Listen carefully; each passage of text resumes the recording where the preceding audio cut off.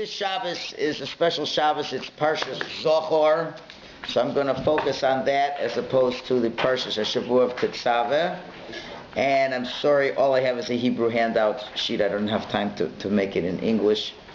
I just got in last night, so I didn't have a lot of time to prepare all the handouts as I would have liked to. I want to get a few issues in over here. I want to understand the significance of reading Parshas Zachor. Number one, I want to understand why it is part of the 4 special Parshios that are running right up to Pesach.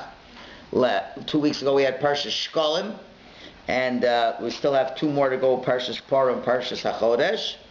So I want to see, where does Zachor fit into the whole theme of leading up to Pesach, and why, and it's obviously intimately connected to the holiday of Purim, and why ultimately Purim has to precede Pesach, as opposed to Pesach preceding Purim.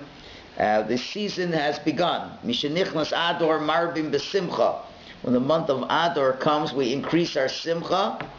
And even if this was not a leap year, but if it was a leap year, we would push the celebration of Purim to the second Ador, so it should be connected to the month of Nisan, which is Pesach. So there's a tremendous connection between these holidays. So what is the message of Zachor that will enable us to enjoy the holidays? It's one of the big strenuous issues, more so for the ladies than for the men, where the holiday of Pesach is meant to be one of Geula and redemption, and this whole season is a very happy season. And unfortunately, not everyone is able to appreciate the joy of the holiday. Just check if this is recording. Yeah. Okay. So, the first issue, we say in the month of Ador, Mishenichnas Ador Marbim B'Simcha. When the month of Ador comes, we are meant to increase our Simcha. And unfortunately, there's a lot of people who are challenged with this idea of Simcha. And the Baal Shem Tov explains why there are people who may not be having as much Simcha as they should have, because the word Bis Simcha, which is spelled Beis Sin Mem Ches Hey, if you take those letters and you rearrange them, because really there's a problem. It should say Mishenichnas Ador Marbim Simcha. The words Mishenichnas Ador, when the month of Ador enters, Marbim, we increase joy. That should be Simcha. But we say Marbim Be Simcha. So it means we increase with joy. So what's the idea with? Just say joy. So the Baal Shem Tov says it's hidden in these words Bis Simcha, that extra base. You take the letters Bis Simcha, you turn it around, switch letters around, it creates what word? Machshava. Machshava, which means to think. Meaning to say that if a person doesn't really think properly, one will not be able to have Simcha. So Simcha, the joy that we are looking for, requires a lot of thought. Also, as we know, the Pasuk says, Ivdu es Hashem b'simcha. You have to serve Hashem with Simcha. And therefore, our service should be with Simcha, but also Simcha is an avoda. It's a work, it's a job. It doesn't come easily, and therefore it needs a lot of thought and planning for that Simcha to happen. So we're going to see one part of the avoda to increase our Simcha through the reading of Parshas Zachor. Okay, so let's start off with a Yalkut. It's the first source in the Hebrew. I'll translate it into English. So the Yalkut Shimoni in Parshas B'Shalach, because Parshas B'Shalach is where the battle took place, just to get us focused. When the Jewish people left Mitzrayim, and the whole world was in shock and awe of what was going on with the Exodus experience, and the Jews are on their way to Mitzrayim, to Har Sinai, to get the Torah. And then came along the descendants of Esav, Amalek, and they attacked the Jewish people.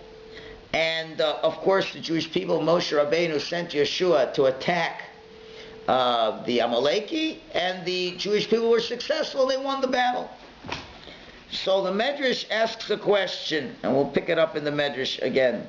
It says, Vayomer Moshe Yeshua. Moshe spoke to Yeshua. Yeshua. Why did he speak to Yeshua? In other words, why was Yeshua the one to fight with Amalek and not Moshe?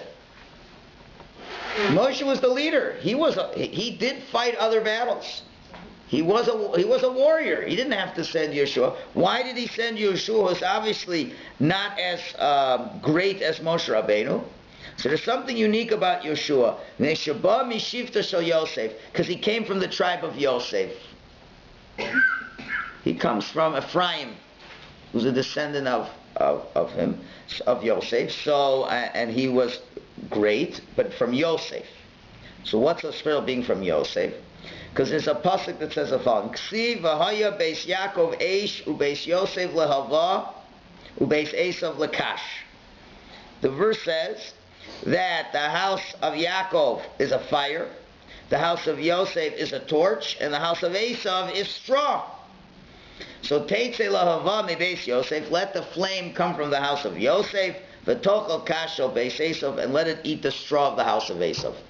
That's what the verse says. So the verse is hinting to the fact that there is the ability for the house of Yosef has that torch, which is able to take the fire. Fire alone can't destroy anything. You have to take the torch, and the torch can consume the straw, which is Esav. So why is all this happening? So the Medrash goes on and says, Yehoshua sharag Amalek. This is application to Yehoshua who destroyed Amalek. Why? And here's the key point. Zek Sivo, it writes by Amalek, when they attacked, it says, Velo Yorei Elokim. They did not fear God. Amalek had no God-fearingness. But we know by Yosef, when Yosef, who is the ancestor of Yehoshua, when he was playing around as Shofnas Paneach, the viceroy of Egypt, what did he say to the brothers?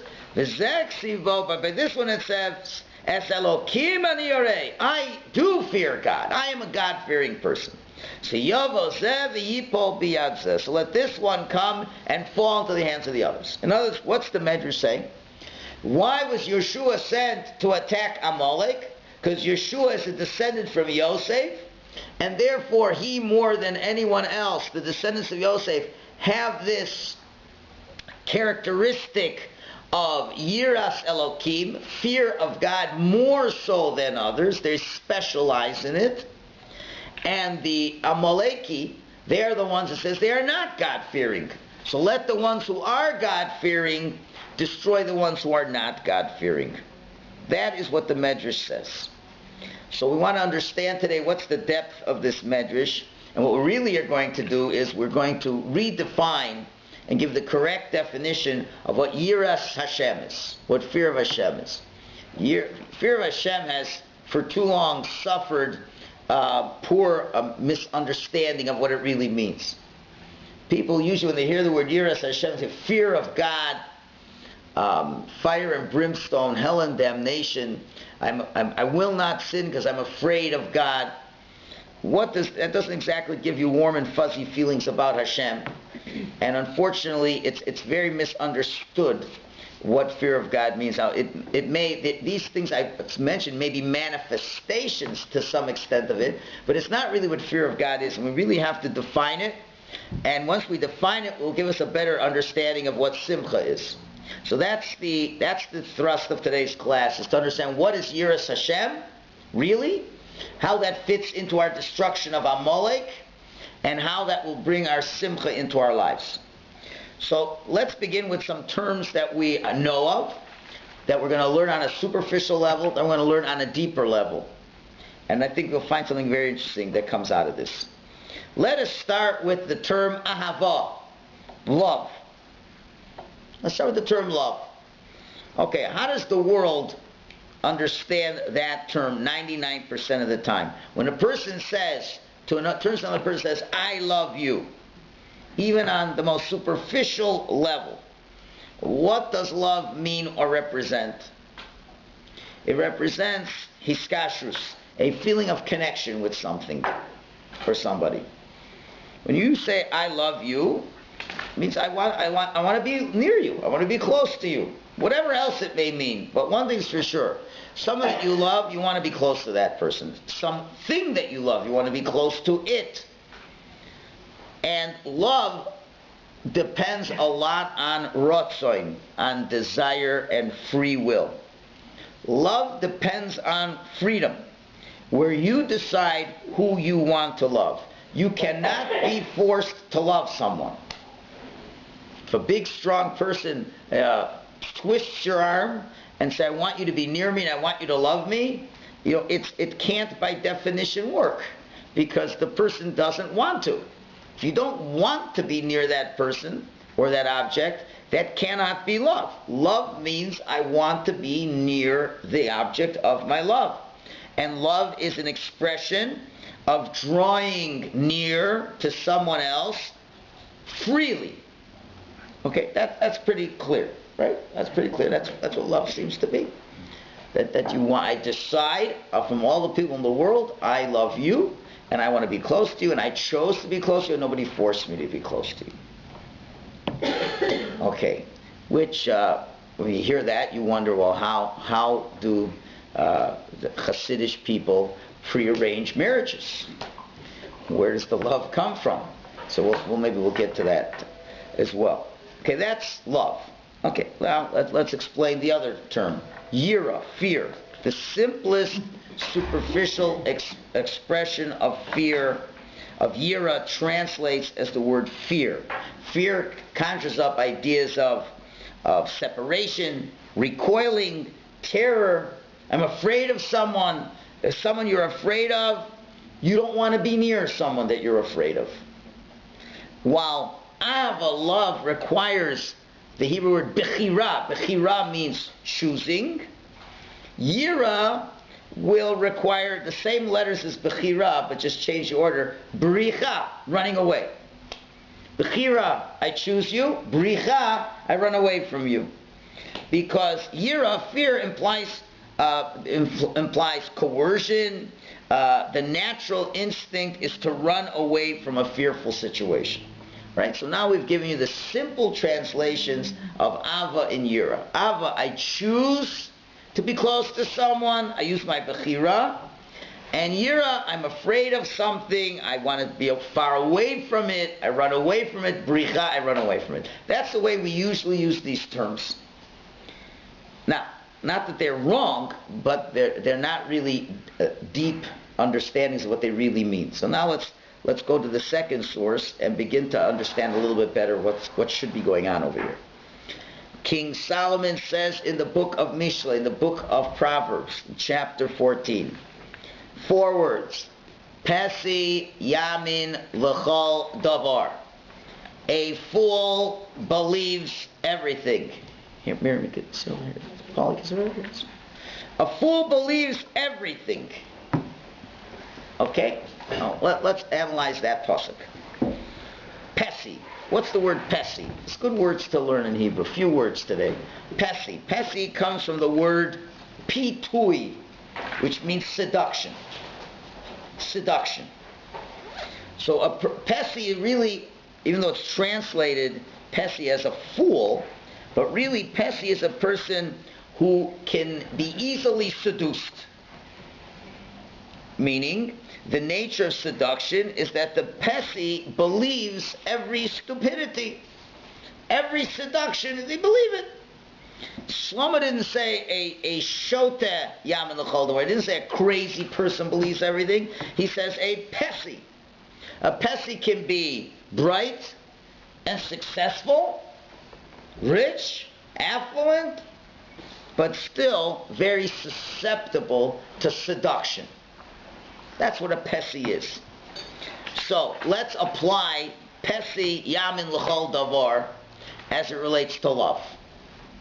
I think you'll find something very fascinating.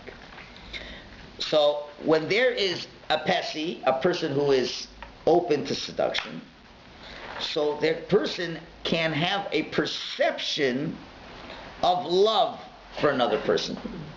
A person can really think they love someone. A person can even express that love to someone else.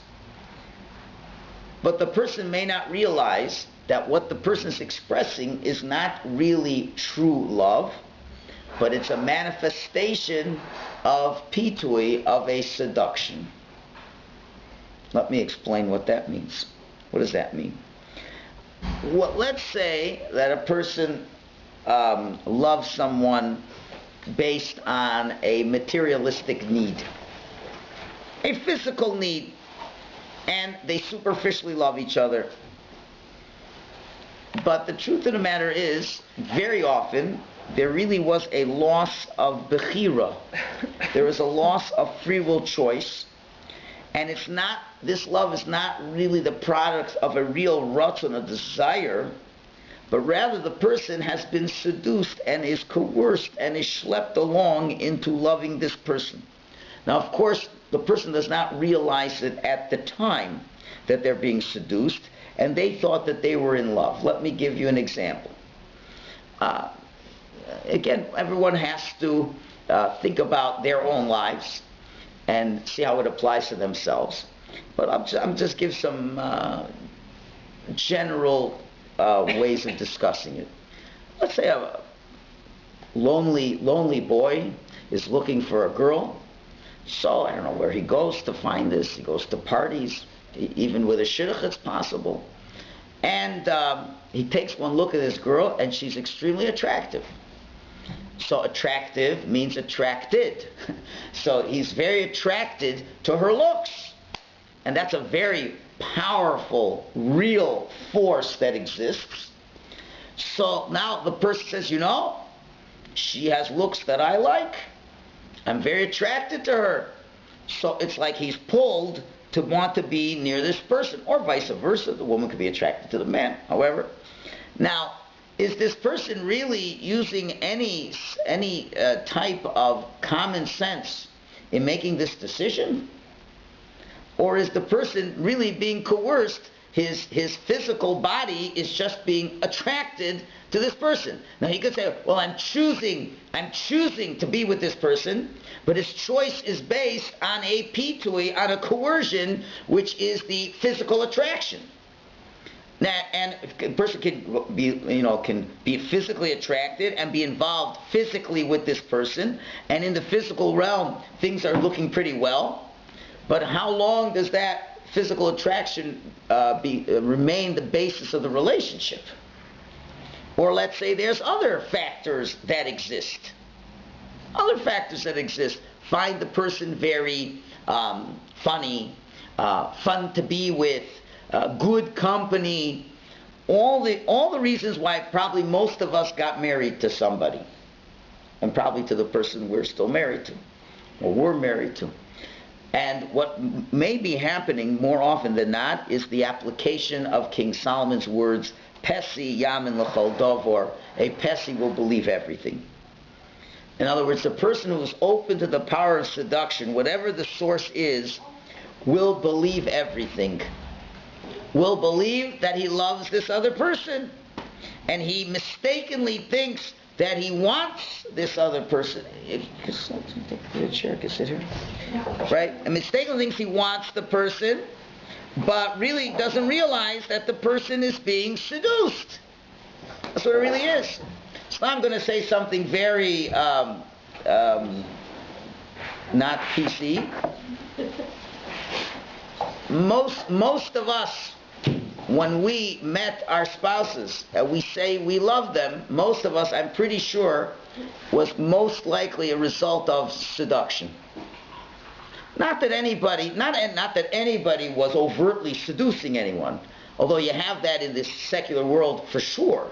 All these books, 10 ways how to get a man, or 10 ways how to catch a woman, and where you're out for the kill and to catch, right? We're not talking about barracudas or things like that. We're talking about, a nice boy who's a lonely boy, wants to get married, a nice girl wants to get married, and they don't realize what seductive powers are working even without them not even trying to do it. It's just, if she happens to be a very good-looking woman, the good looks will seduce the man. Finish. She's not even trying. That's what's happening. And if, let's say, the guy's a good parnasa geber, he has a good living, and the woman happens to be looking for security, that's what she's looking for in a marriage. I want to secure a guy, I'll never have to work, that's what I'm looking for. The guy happens to have a good job and has a lot of money. That is seducing, even the guy's not trying to seduce. So what I'm trying to say is that quite often when people, when they're young and they first meet people and they say, I love you, really are just expressing a seduction that is happening. And this may not really be what love really is. And the whole point of love was to say, I am choosing you. I choose to be with you.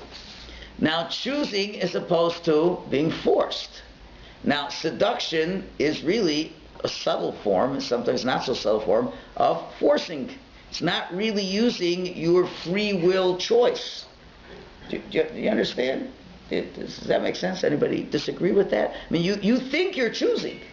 You really think you're choosing. Now, quite often, a person will have friends. And the guy says, I want to show you my new girlfriend, my boyfriend, or my chassan, my kala. And you look, they bring, and they say, what in the world did he see in this person? You know? And now the external friends who the looks of that person doesn't do anything for them. Because, you know, that's a very personal thing. And this guy thinks she's the greatest looking girl in the world. Let's say he loves blondes, chves, and the other guy can't stand blondes, whatever. So a guy looks at her without that veneer of the physical attraction, and looks at the person, and I'm really, I don't want to even stereotype, but, you know, it says, she's nothing. Like, what do you see in her? Like, bright she isn't, kind she isn't. Let's just say an example, right? So what do you mean? Everything's there. Can't you see it? So that's what they say, love is blind. Really, the person's being seduced. Now, he could be seduced from a number of things. But is that really the reason you love a person? You should be loving a person. So what the rabbis were very afraid of is that a lot of us will be caught by the seduction of love without realizing we're being seduced. And that's why, unfortunately, when that power, you know, you get used to it and it's nothing special anymore, they wonder, then 10 years later you wonder, why did I marry this person? Then it ends up usually in disaster. So this is the issue of Pesi Yamin L'chol Dover. A Pesi will believe anything that is said, and will believe everything, and will believe that the person really loves this person. And the parents are saying, what are you going to do with this girl? She said, I love her, I can't. So he's just expressing he's being seduced and doesn't even realize it. Okay, so now that's a problem. You don't really want to get married to someone based on that. It's not a healthy way to start it, although most of us probably did. Okay, so we got to go a step further now. Okay, so what? Okay, you with me so far? We're good? Yeah? Okay, now what is the shoresh of pisui? Where does this whole idea of seduction come from? Where's the root of it all in the world? So you're going to, what was the first act of seduction in the world? That's a tricky question. It's not a fair way to ask it, but I don't have a better way to ask it. The first act, but let me give you a hint. It wasn't by a person. That's the second act of seduction. Okay, good try. Not only it wasn't a person, it wasn't an animal. Surprisingly, the first act of seduction was by God. And what was that? That was the creation of the world. The creation of the world was the first and biggest act of seduction. As the Hasidic masters say, this world is called Alma de Shikra, the world of lies, the false world. What does that mean? Well, when God created the world, the word olam, which means world, comes from the etymological root of he'elem, which means to conceal. So when God created the world, that was a great concealment to begin with. Hashem created the world intentionally to conceal the truth. One great pisui, the world is like one huge billboard. Now the real truth is that God created the world. It's not the biggest truth in the world. And all the stuff we talk about basic Judaism 101, created the world for a purpose to bestow kindness to man, and the greatest kindness is close to Hashem. All the stuff we talk about every week. And that's the truth. But you look at the world, and you don't see that. You don't see that at all. You see a lot of everything but Hashem. The fact you can see so many people do not believe there's a God in this world, because the concealment was amazing.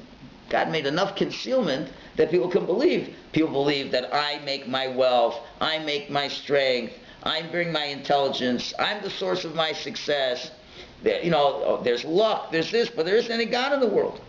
So when a person looks at this world and his understanding is, this, what I see right in front of me, is the truth, and everything begins and ends with this world. If you believe that what you see is all that there is, or to paraphrase a comedian of 40 years ago, what you see is what you get, baby, right? So that is the greatest pisui that can exist. The greatest seduction is to be seduced to think that this world is what you get. And King David taught us, Sur meira vasei tov. The steps of spiritual growth is go away from evil and then do good. Which means, if that's the order of things, Sur meira, stay away from what isn't till you understand what is. So therefore, in Judaism, Yira must precede Ahava. Yira, which we'll have to redefine in a minute, must precede Ahava. To have real Ahava. Now, we have to explain one more thing now. Yira. Once we'll understand what real Yira is, then we'll begin to understand what real Ahava is, and then we'll begin to understand a lot of things over here.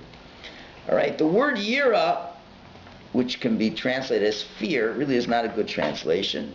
Better translation would be awe, like as in revering Hashem, Yiras HaKavod. But let's understand that just like there's a pisui of the truth, which causes people to be seduction, we have to understand what is the root of Yira. What is the root of Yira? So there's one more word we have to translate, one more definition, and then we'll be done with the definitions. And that word is called mitzius. Mitziut, mitzius. How do we translate that into English? Mitzius is reality. Reality. After you have a tremendously spiritual Yom Kippur, you've been fasting, you hear the shofar, and then you walk home from Shul and you tell your friend, okay, now we're going to get back to the real world. Being in Shul the whole day, that's not the real world. The real world is what we're doing every day, right? Right? Yira has the same letters as what? The exact same letters as what word? What? Ra'ah, to see. Liros, to see. That's the root of the word, to see. So the real definition of the word Yira is to see something with clarity for what it really is. That is the true definition of Yira. To see something with a tremendous clarity. To see its real mitzius. The real reality, and not the pitui, not the seducted reality. Okay? So, mitzius comes from what root word? Doing good with the root. What? Matzah, better than that? That's something root to that. Yotza, Yud Tzarei means to leave. To go from one place to another. Yotza, to go from one place to another. Mitzius, reality, really the definition of reality, the Jewish definition is, I'll say it in Hebrew than in English, Yitziat hadavar min hahelem el hagilui. Something moving from the hidden to the revealed. That's what mitzius is. Something was not here, I didn't see it, but now I see it. It's now in my visible field of reality. And this is the reality that is the emes, the true reality. Something that has moved from the hidden into the revealed. The world is the olam, is hidden. It's an olama, the shikra, it's a false world. What you see is false. But when you see something where it comes from, yotza, it's coming from one place, and now it's in this situation. And not only that, but it's going to go to another situation. Then I'm beginning to really see what the object really is. That's why we call a lost object a mitzvah. Because it now has entered your field of vision. It was lost, and now you see it. It's now entered into your world. So in spirituality, when I look at something, and I understand the deeper part of it, you understand the deeper part is not what I see in front of my eyes. But what I'm seeing from my eyes is an emerging reality. It's something that's coming from somewhere, it's going somewhere, and what I see is 100% not what the ultimate reality is. If I only freeze the camera, what I see, that's seduction. That's not what it is. That's the superficial part of it. But if I see where it's coming from, and it's yotzah, it's emerging from a place, and it's going to continue to move on to another place, and I take it in the entire context of that, then I can begin to understand what it really is. Pitui, it says this is it. It's not an unfolding, evolving reality. It's what it is. That's the whole thing. Pesi mamin l'chol dover. The fool believes in everything. He says, I'm in love. The problem is, if you don't have yira before the ava, then you have a false translation of the word ava, and you're going to suffer from that. Yira, fear, comes from re'iyah, to see the reality, the reverence I have for something or someone that's still evolving, and then I can look at it and see what is it that I want to be connected to and that I want to be close to. So let's apply it to relationships, and you'll see how this works out really nicely. The person who walks, the Pesi, who believes everything, he says, what I see right now, this is everything that's there. So, the guy says, I'm lonely, I want company. This person, for whatever virtue she has, provides me with the relief that I have, or the pleasure that I have. And right now I have a pleasure from this person, so now I want to be close to this person, I love this person, but he has been seduced by the external factors that are impinging upon him to decide that this is why I want to love this person. Which is a very temporary and really not true way of analyzing the situation. Now, how are you supposed to analyze the situation? And now you see where pre-match shidduchim have a place in this world. Okay, I'm not suggesting we're on a level to live that way, but it has a place in this world. You have to ask yourself, okay, one day I'm supposed to get married to somebody. Why? Why? Now, people never ask that question. Why? And now you see this person. Now you have to wonder, where's this person coming from? Well, if you understand anything about marriage, you understand that up in Shemaim, when Hashem created the very first soul that's there, Hashem, the Zohar says, splits the soul into two parts, the male and female part, and puts them into the world to finally connect with each other. So when a person is looking for a spouse, what they really are looking for is, where's my other half? That started long before I existed here and she existed here. There is a reality that transcends the present time. And there's somebody that I was connected with on a soulful level, and now I'm brought into this world as a human being with a body and a soul, which is supposed to reflect that Tselem Elokim, the image of God, and the image of God is someone who is able to emulate God. And if you understand that if I am only a half soul, that means I am not in the image of God, because I'm half and I'm an imbalanced person, as we explained a number of weeks ago with the mystery of Chug, of Chesed and Gvura. Any person in the world, by definition, every person in the world is only half and is not complete. And I have to marry someone else to balance and perfect and to develop the image of God. And now that I can develop that image of God, I will now become the person who's worthy to be the beneficiary of God's kindness. And then I will have this person that I will be together with for eternity in the world to come, where God will shower me with His closeness. So now I'm looking at this person right now. I have to see, where does this person fit into the past, and where does this person fit into the future? And that's an honest evaluation of the metzius, of the reality right here and now. Do you understand? So now, would the criteria of she is attractive be one that I would be using to determine who is this soulmate of mine that is going to bring me the Tselem Elokim for eternity? Is that like the most important criteria? She has blonde hair is what I'm going to base it on, or the person is very funny and humorous. Now, I'm not saying these aren't nice things to have. And obviously, everybody says you have to be able to look at your spouse and not be disgusted by them, right? But then again, there's lots of people in the world that will fit that criteria.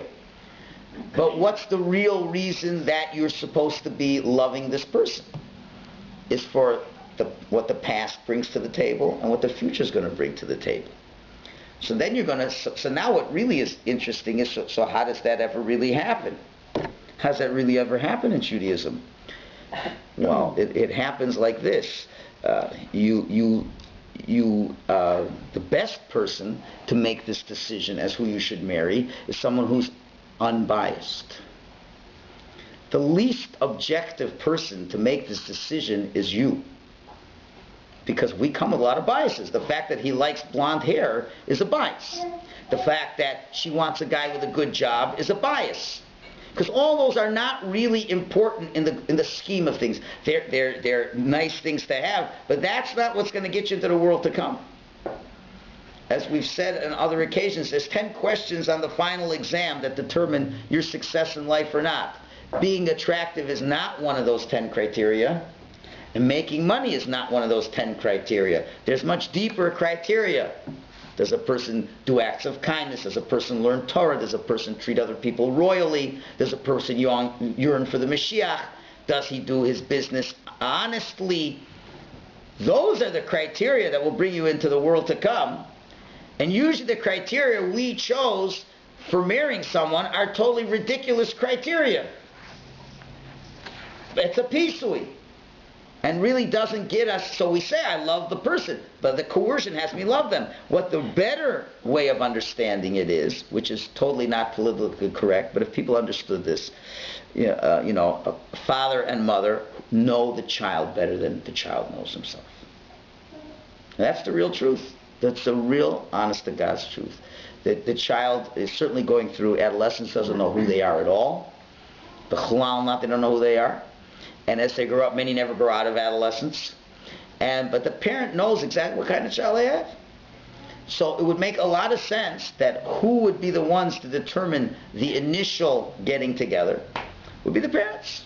Because the parents know this child, know that child, know what his characteristics are, knows what the other ones are, knows the deeper being of this person.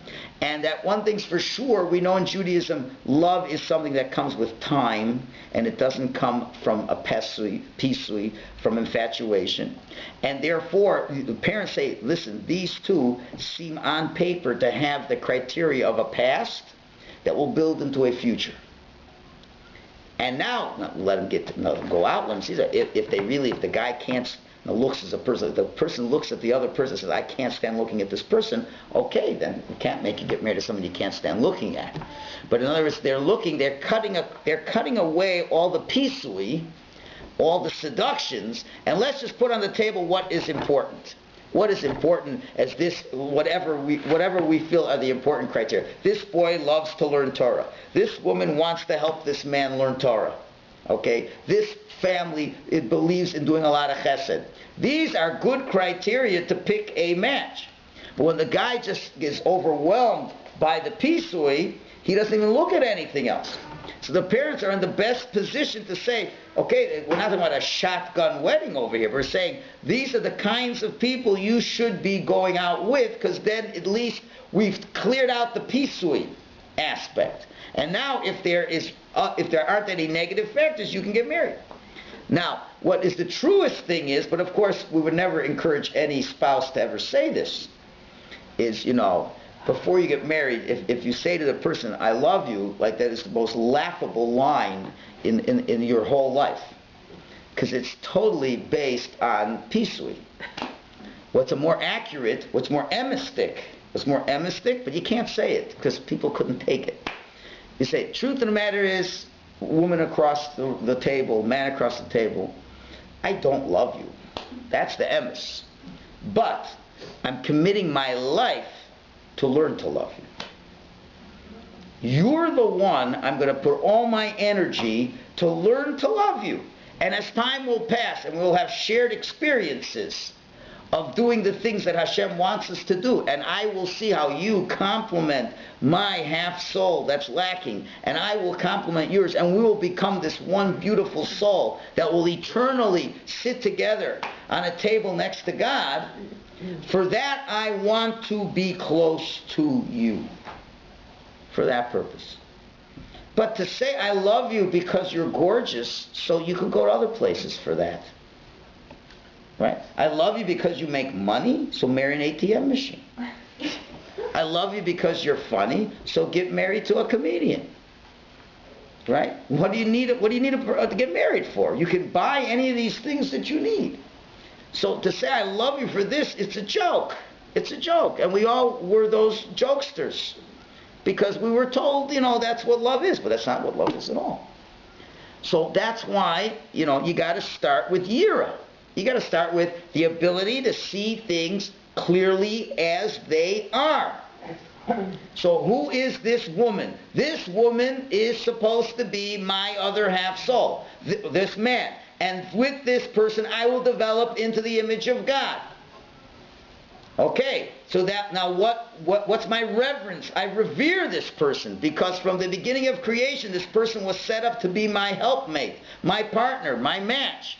And we have to develop to become the Tzal Elokim. Will this person help me overcome my laziness in life? Will this person help me overcome my temper in life? Will I be able to nurture that person and to correct their flaws? Will we both be able to give to each other so we'll grow into being this person? This is what I'm committed to doing.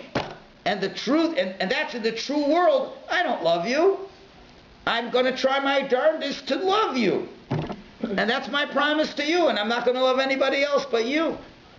Now that is the emes. Now I can't imagine that would work if a guy with and that's why it's always better for women, especially when they're engaged, don't ask the husband, do I love you, because that's really putting them in an awkward position, because you're forcing them to say things that aren't really emes. Right. So that's so and when people go out and I feel so sorry. I'm glad I don't have to do it anymore. When they're going out, says, what are you supposed to feel? What are you supposed to this? The answer is you're not supposed to feel anything. You're just supposed to feel, are you comfortable with this person? Like you look at a person, can you be in the room with them? Can you look at them? Yeah. Your parents already decided this person has the background that will fit. They've done a security check.